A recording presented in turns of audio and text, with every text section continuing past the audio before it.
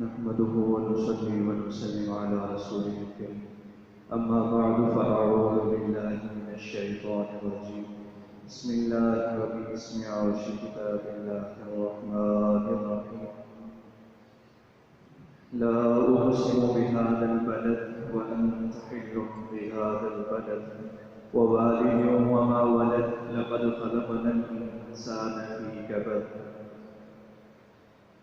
أيحسب أن لن يقدر عليه أحد وفي مقام آخر صدق الله مولانا العظيم اللهم صل على سيدنا ومولانا محمد وعلى آل سيدنا ومولانا محمد وبارك وسلم وصل عليه. حضرات محترم، اللہ تعالیٰ کا احسان عظیم،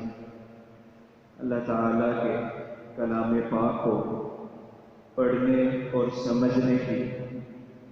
ادنا سی کوشش جاری ہے. اللہ تعالیٰ ہمارے اس عمل کو سننے، سنانے، سمجھنے، سمجھانے کو قبول و منظور فرمائے اور بہترین کامل عمل پیدا ہونے کی توفیق نصیب فرمائے. پچھلی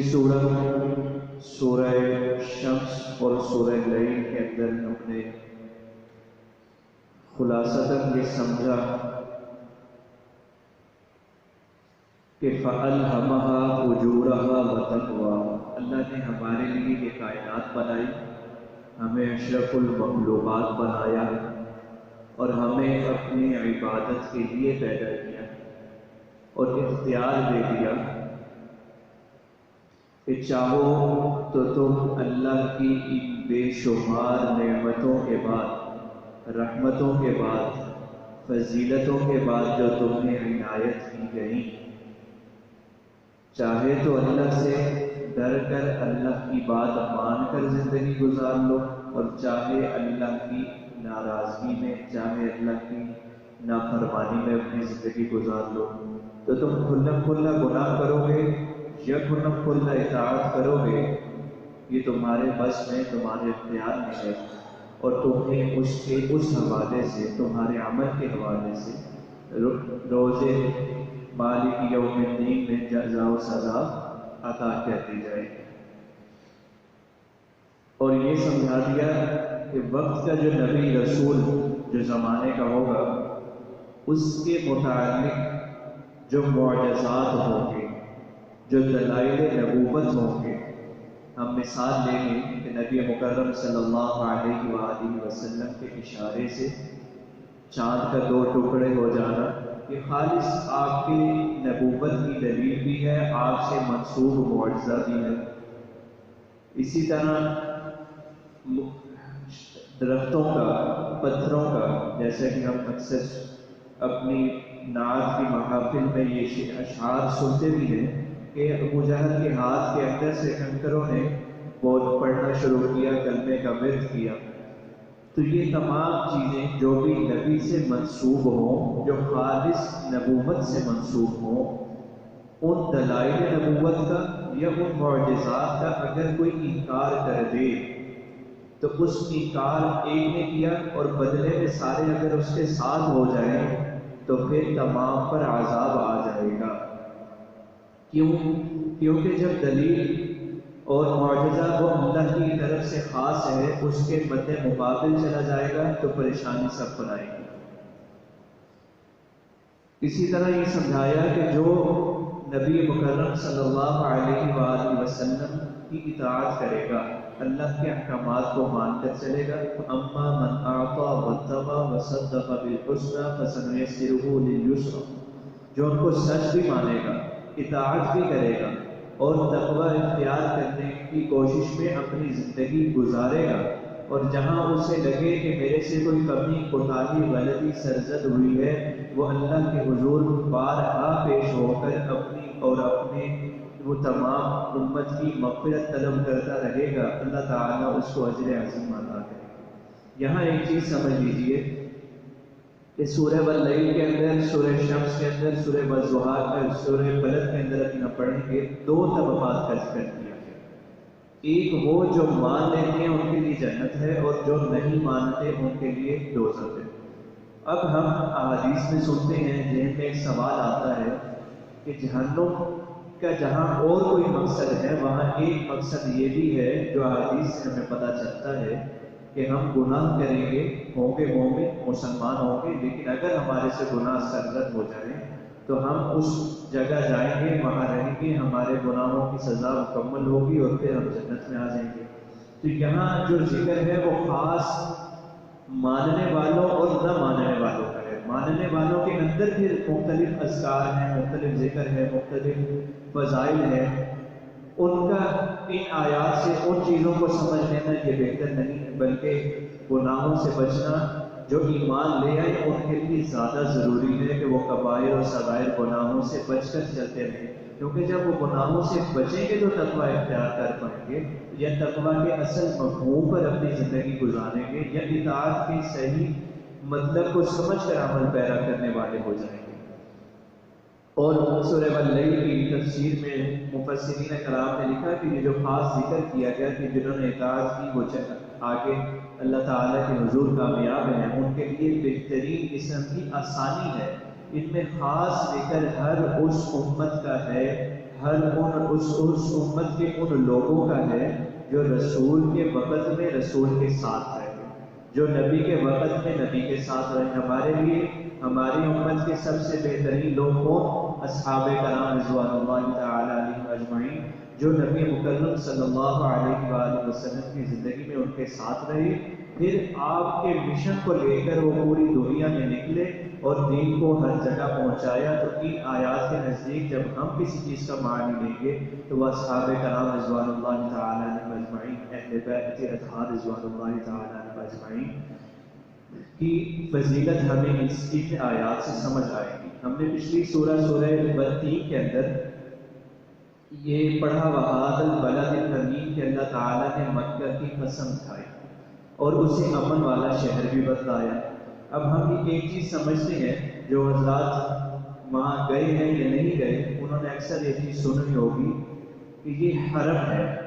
اور یہ حرم کا احاطہ ہے، اس کے اندر ایسے کام ہوں گے نہیں ہوں گے، یہ فضیلت والی جگہ ہے، وہ مکہ میں بھی مدینہ میں بھی، وہ مسجد سے بھی باہر اور حرم کا ایک احاطہ ہے اور اس کی اپنی فضیلت ہے۔ یاد رکھیے حرم کے اندر قتل و قتال کی اجازت نہ پہلے تھی، نہ اہل کفار اس کو سمجھا کرتے تھے بہتر، وہ بھی اس کو سمجھا کرتے تھے کہ یہ بڑا غلط کام ہے۔ اور اسی طرح جب نبوت آ گئی، جب آخر الزمان خاتم النبیین صلی اللہ علیہ وآلہ وسلم آ گئے تو پھر بھی حرم کی اسی طرح فضیلت قائم و دائم ہے۔ ابتدا میں سورہ بلد میں قسم کھائی گئی ہے اسی شہر کی، لا اقسم بہذا البلد وانت حل بہذا البلد ووالد وما ولد۔ تین مختلف قسم کی قسمیں کھائی گئیں، ایک تو اس شہر کی جس کے بارے میں ہم نے پڑھ لیا کہ وَهَٰذَا الْبَلَدِ الْأَمِينَ، وہ امن والا شہر ہے۔ وَأَنْتَ حِلٌّ بِهَٰذَا الْبَلَدِ، فرمایا ایسا شہر ہے جس میں آپ کے اوپر کسی قسم کی قید نہیں رہے گی۔ وَوَالِدٍ وَمَا وَلَدَ، اور قسم ہے جتنے بھی جنہوں نے جنا اور جنہوں نے ان کو جنا، یعنی ایک مثال تو اس کی حضرت آدم علیہ السلام سے لے کر حضور اکرم صلی اللہ علیہ وآلہ وسلم تک، اور پھر مکمل جمی انسانیت کی، اور ایک مثال اس کی ہے کہ آپ علیہ السلام اور آپ علیہ السلام کے ماننے والے ان کی امت۔ لَقَدْ خَلَقْنَا الْإِنسَانَ فِي كَبَدٍ، فرمایا تحقیق ہے کہ ہم نے بنایا آدمی کو بڑی محنت سے، یا آدمی کے جو پیدائش سے لے کر آخر تک کا مرحلہ ہے وہ اس کے لیے بھی مشکل ہے۔ اور مفسرین کرام نے یہاں یہ بھی لکھا کہ جتنی مشکلات مشقتیں انسان اپنی پیدائش سے موت تک اور آگے مراحل میں حاصل کرتا ہے اتنی کوئی دوسری مخلوق حاصل نہیں کرتی۔ اور اس آیت کا ایک محور و مرکز یہ بھی ہے کہ اہل کفار کے بڑے طاقتور لوگ ہوا کرتے تھے، وہ اپنی طاقت کی وجہ سے بڑے مشہور ہوا کرتے تھے۔ تو ان آیات میں اَيَحْسَبُ أَن لَّن يَقْدِرَ عَلَيْهِ أَحَدٌ، یہ تو ٹھیک ہے کہ تو بڑا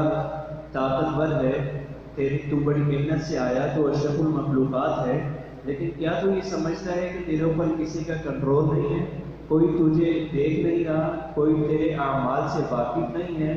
تو کوئی تیرے ظلم سے واقف نہیں ہے، اور تو اپنی مرضی و منشا سے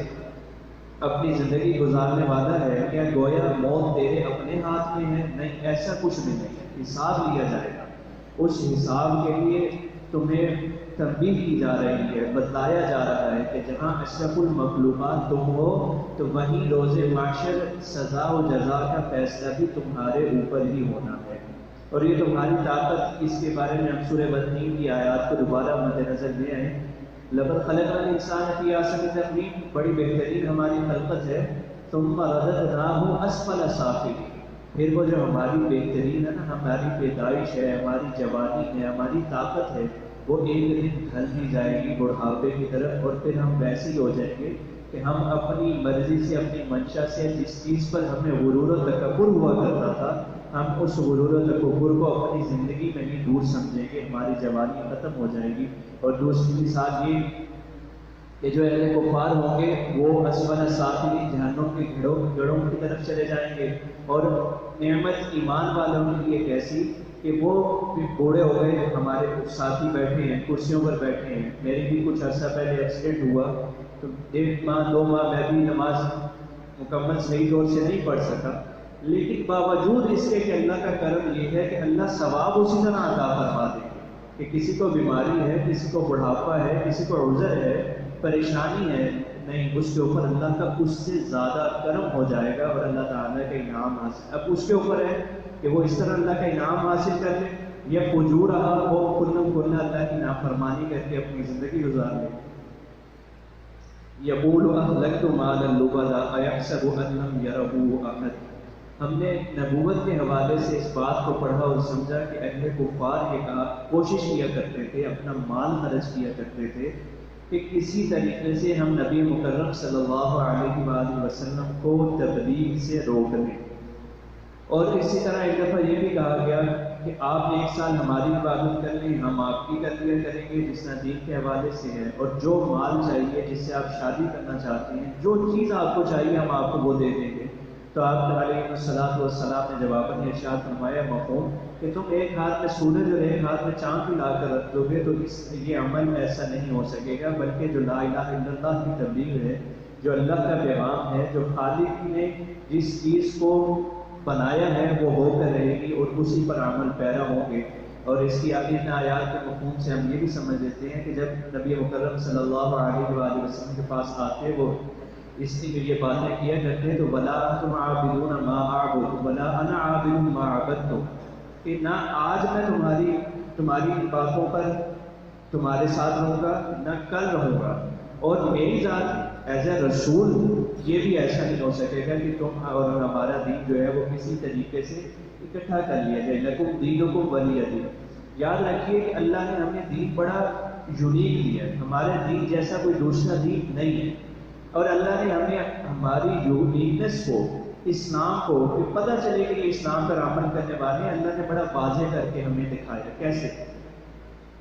ہم یوم عاشورہ کو بڑی فضیلت والا دن سمجھتے ہیں، حضرت آدم علیہ السلام سے لے کر حضرت حسین رضی اللہ تعالیٰ تک، اور حضرت حسین رضی اللہ تعالیٰ کے واقعے سے لے کر قیامت تک یہ ہمارے لیے بڑی فضیلت والا دن، اور ہم اس میں روزہ بھی رکھتے ہیں۔ لیکن کیا سمجھایا کہ تم ایسا کوئی عمل نہ کرنا جو کسی دوسری قوم کے ساتھ مشابہت رکھتا ہو، تو لہٰذا تم 1 دن نہیں 2 دن روزے رکھ دیا کرو۔ اسی طرح کہ عبادت کے اندر بھی ہم کسی کی مشابہت، پھر فرما دیا کہ جو کسی قوم کی مشابہت اختیار کرے گا اس کا فیصلہ، اس کا جو آخر نتیجہ ہے وہ اسی طرح جا کر بھگتے گا۔ اسی طرح اس کی ایک مثال لے لیجئے کہ ہم بال رکھتے ہیں۔ اب بال رکھنے کے بارے میں اسلام کے کچھ رولز اینڈ ریگولیشنز ہیں کہ وہ یا کان کی لو تک بڑھا لیے جائیں یا کندھے تک بڑھا لیے جائیں۔ اب جو کان کی لو تک یا گردن تک بڑھاتا ہے، کندھوں تک، تو اس کے لیے کیا ہے؟ ثواب ہے کہ سنت عمل پر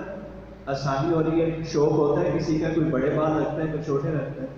ایک ہے کہ وہ برابر ہوں اور دوسرا ہے کہ اس سے زیادہ ہو۔ اب جس نے یہاں تک رکھے تو اس کے لیے کتنی بڑی فضیلت ہے کہ وہ سنت پر ایک طرف اس کو سنت کا عمل، اس کو ثواب حاصل ہو رہا ہے، یہ یہاں تک رکھے کیا جتنے بھی رکھے ان کو برابر رکھا۔ اب وہ انہی بالوں کے اوپر پونی کر دیتا ہے، انہی بالوں کے اوپر ایک سائڈ سے چھوٹے کر دیتا ہے، دوسری سائڈ سے بڑھا دیتا ہے، تو کیا ہوگا؟ وہ جو سنت کا عمل جس سے وہ ثواب کما سکتا تھا، وہ اس سے کیا ہے گناہ کمانے لگے۔ فَأَلْهَمَهَا فُجُورَهَا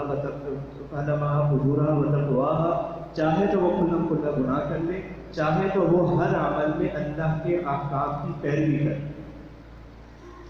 اَيَحْسَبُ أَن لَّمْ يَرَهُ أَحَدٌ، کیا خیال رکھتا ہے کہ دیکھا نہیں اس کو کسی نے۔ أَلَمْ نَجْعَل لَّهُ عَيْنَيْنِ وَلِسَانًا وَشَفَتَيْنِ وَهَدَيْنَاهُ النَّجْدَيْنِ۔ انسان کیا خیال کرتا ہے کہ انسان جو عمل کرتا رہے گا اس پر کوئی کسی کی نگاہ نہیں ہے، اس کو کوئی دیکھ نہیں رہا، تو ایسا ہرگز نہیں ہے۔ وہ اپنی خلقت کو دیکھ لے، کیسا اس کو بہترین بنایا، اس کو آنکھیں دی، أَلَمْ نَجْعَل لَّهُ عَيْنَيْنِ، اور وہ اپنی آنکھوں کی خلقت کو ہی دیکھ لے کہ کیسا بہترین طریقے سے اس کو بنایا ہے۔ کیا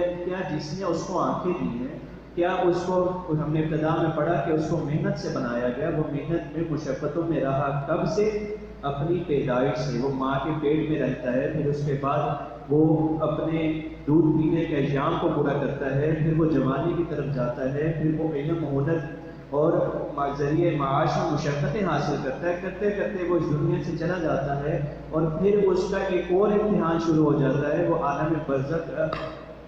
کے ایام ہے، روز محشر کے ایام ہے۔ وہ کیا سمجھتا ہے کہ اس کے اوپر اسے اتنی نعمتیں، اتنی رحمتیں، سب کچھ عطا کرنے کے باوجود أَفَحَسِبْتُمْ أَنَّمَا خَلَقْنَاكُمْ عَبَثًا وَأَنَّكُمْ إِلَيْنَا لَا تُرْجَعُونَ، کیا تمہیں ایسے ہی پیدا کر دیا گیا ہے؟ کیا تمہارے بنانے کا، بھیجنے کا کوئی مقصد نہیں تھا؟ کیا تم سے سوال نہیں کیا جائے گا ان نعمتوں اور رحمتوں کے بارے میں؟ یا کیا تم نے لوٹ کر اپنے رب کی طرف نہیں جانا؟ اس لیے ہمیں کیسی بہترین چیز اللہ تعالیٰ نے عطا فرما دی کہ جب ہمیں مصیبت آتی ہے ہم کیا کہتے ہیں؟ اِنَّا لِلَّهِ وَإِنَّا إِلَيْهِ رَاجِعُونَ۔ یا اللہ جو چیز آپ نے میرے سے لے لی، وہ مالی تھی، بدنی تھی، کسی بھی طریقے سے، انسانی صورت میں تھی یا غیر انسانی صورت میں تھی، تو یا اللہ یہ آپ ہی کی تھی اور آپ نے میرے سے لے لی، اور میں نے بھی ایک دن آپ ہی کے پاس لوٹ کر آ جانا ہے۔ تو کیسے اللہ تعالیٰ یہ تسلی عطا فرما دیتے ہیں؟ علماء فرماتے ہیں کہ کچھ لوگ ہم باہر ملک کام کر رہے ہوں اور ان میں سے ایک جو ہے وہ اپنا تھوڑا بہت کما لے اور پھر وہ کوشش کرتا ہے کہ میں اپنے گھر واپس چلا جاؤں، وہ بڑا خوش ہوتا ہے کہ میں کامیاب ہو کر پیسے کما کر کے اپنا گھر بھی بنا لوں گا، میں اپنا کاروبار بھی سیٹ کر لوں گا، وہ واپس آتا ہے۔ تو جب وہ واپس جا رہا ہوتا ہے تو جو دوسرے ہوتے ہیں وہ کوشش کرتے ہیں کہ آج یہ کامیاب ہو کر جا رہا ہے، کل ہم نے بھی ایسے ہی کامیاب ہو کر یا دونوں جگہ رہیں گے یا ایک جگہ اپنے ملک رہیں گے جا کر۔ تو فرمایا اصل وطن کی محبت انسان کے دل میں رہتی ہی رہتی۔ اسی طرح جو مسلمان ہے، جو اللہ تعالیٰ کے احکامات پر عمل پیرا ہو کر اپنی زندگی گزارنے والا ہے، وہ اس بات کو مد نظر رکھتے ہوئے اپنی زندگی گزارتا ہے کہ میں نے ایک دن اپنے وطن کی طرف لوٹ کر جانا ہے، میں نے اللہ کے پاس، میں وہاں سے آیا اور میں نے وہیں واپس جانا ہے، اور اب میں کامیاب، اس سے بہترین کیا چیز ہے کہ میں وہاں ہمیشہ کی کامیابی کو حاصل کرنے والا بن جاؤں اور ہمیشہ کی ناکامی سے بچ جاؤں۔ وَهَدَيْنَاهُ النَّجْدَيْنِ وَلِسَانًا وَشَفَتَيْنِ، ہم نے اس کو ہونٹ عطا کیے، ہم نے اس کو دو راستے عطا کیے کہ چاہے تو وہ اللہ کی مان کر چلنے والا بن جائے۔ اب اس کی مثال وقت کم ہے، انشاءاللہ ہم سورہ کا بقیہ حصہ اگلے جمعہ پڑھیں گے۔ اس کی مثال یہ ہے، رقبہ کے آگے الفاظ آئیں گے کہ پہاڑی کی چٹان یا گھاٹی کا رستہ۔ فرمایا یہ دو رستے ایسے ہوتے ہیں کہ اگر کوئی گزرنے والے کے اوپر حملہ ہو جائے تو وہ یا تو چٹان کا رستہ اختیار کر کے وہاں سے نکل جائے یا گھاٹی کے رستے میں جا کر بچا کر وہ حملہ آوروں سے وہاں سے نکل جائے۔ فرمایا کہ جب تم اللہ تعالیٰ کے احکامات پر عمل پیرا کرتے ہوئے اس دنیا سے گزرنے کی، یہ امتحان گاہ ہے اور ہم اس امتحان گاہ کے حوالے سے بھی بڑی تفصیل سے ذکر اکثر کرتے آئے ہیں کہ ہم اللہ تعالیٰ کی مان کر چلیں گے تو گویا ہم چٹان کے اوپر والے رستے یا نیچے والے رستے جن سے بچا جا سکتا ہے، ان کی اہمیت کیوں بیان کی جاتی ہے کہ ان رستوں پر چلیں گے تو ہم بچ جائیں گے کس سے؟ دشمن کے حملے سے۔ تو ایسے ہی اس دنیا میں ہم اللہ کے احکامات پر عمل کریں گے تو ہم شیطان کے، اپنے سب سے بڑے دشمن کے بہکاوے میں آنے سے، اس کی چالوں میں آنے سے بچ جائیں گے اور کامیاب ہوتے ہوئے اس دنیا سے آخرت کی طرف چلے جائیں گے۔